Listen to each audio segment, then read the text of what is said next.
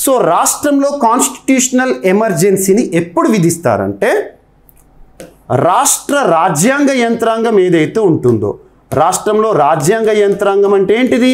ప్రభుత్వం. సింపుల్గా రాష్ట్ర ప్రభుత్వం విఫలమైనప్పుడు. ఎప్పుడు విఫలమవుతుంది?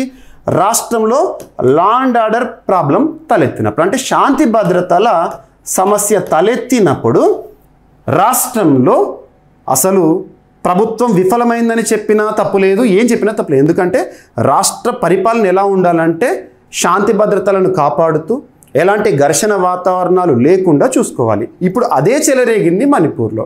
మరి మణిపూర్లో లా అండ్ ఆర్డర్ ఫెయిల్యూర్ కాబట్టి రాష్ట్ర రాజ్యాంగ యంత్రాంగం విఫలమైందని చెప్పవచ్చు. ఒక రాష్ట్రంలో ఆర్టికల్ 356ని ఎలాంటి సందర్భాలు విధిస్తారంటే, ఫస్ట్ రాష్ట్ర రాజ్యాంగ యంత్రాంగం విఫలమైనప్పుడు ఫస్ట్ కండిషన్. సెకండ్ వచ్చేసి రాష్ట్ర ప్రభుత్వాలు ఏవైతే ఉంటాయో తరచూ విగిపోయినప్పుడు లేదా కూలిపోయినప్పుడు.